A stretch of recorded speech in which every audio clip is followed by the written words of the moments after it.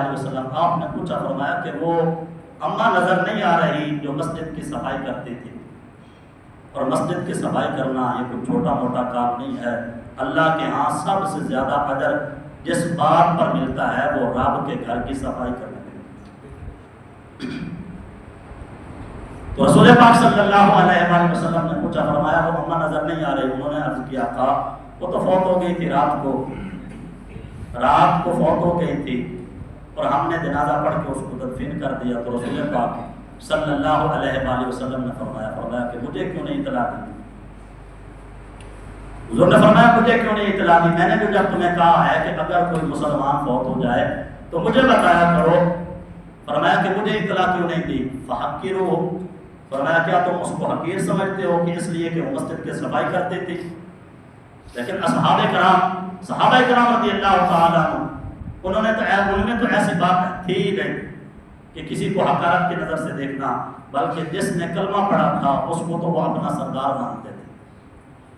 حضرت عمر فاروق رضی اللہ تعالیٰ عنہ قریشی ہیں، سردار ہیں، اور جب بھی حضرت سیدنا بلال رضی اللہ تعالیٰ عنہ سے ملاقات کرتے تھے تو حضرت عمر پاک رضی اللہ تعالیٰ عنہ حضرت بلال کو سیدنا کہتے تھے کہ بلال تیرے غلامی کے دور چلے گئے، جب سے تو رسول اللہ کا غلام بنا ہے، جب سے تو نے کلمہ پڑھا ہے تو ہم سب کا سردار بن گیا۔ ان میں اس طرح کا تصور نہیں پایا جاتا تھا۔ فرمایا کیا اس کو حقیر سمجھا؟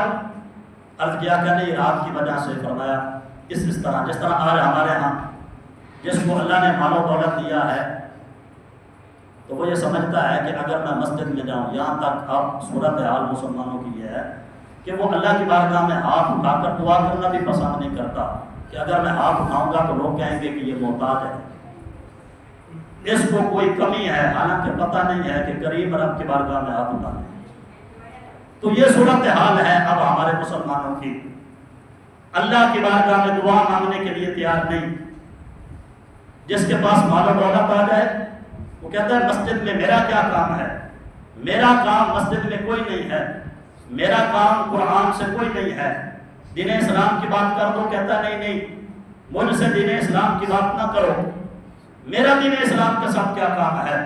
فرمایا نانا، جب تو نے کلمہ پڑھا ہے قرآن سے بھی تیرا تعلق ہے، دین اسلام سے بھی تیرا تعلق ہے، اس کے بغیر گزارا نہیں ہے۔ ہاں اگر کلمہ نہیں پڑھا یہ تو اور بات ہے، لیکن کلمہ پڑھنے کے بعد پھر بندہ کہے کہ مجھے ان چیزوں کی ضرورت نہیں ہے تو پھر تو ایمان بھی باقی نہیں رہتا۔ تو صحابہ کرام رضی اللہ تعالی عنہم نے عرض کیا، کہا رات کی وجہ سے ہم نے آپ کو تکلیف نہیں دی، اس کو تدفین کر دیا گیا۔ تو فرمایا کہ اس کو تم نے حقیر جانا کہ وہ مسجد کی خدمت کرتی تھی، اس وجہ سے تم نے مجھے نہیں بلایا۔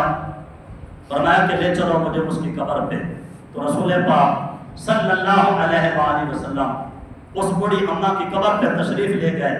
اللہ کے حبیب نے قبر پہ کھڑے ہو کر 4 تکبیر کے ساتھ اس کی نماز جنازہ پھر پڑھی، اور اللہ کے حبیب نے پھر دعا مانگی اور اس اماں سے پوچھا کہ بتا تجھے قبر میں سب سے زیادہ کس بات کے اوپر اجر دیا گیا؟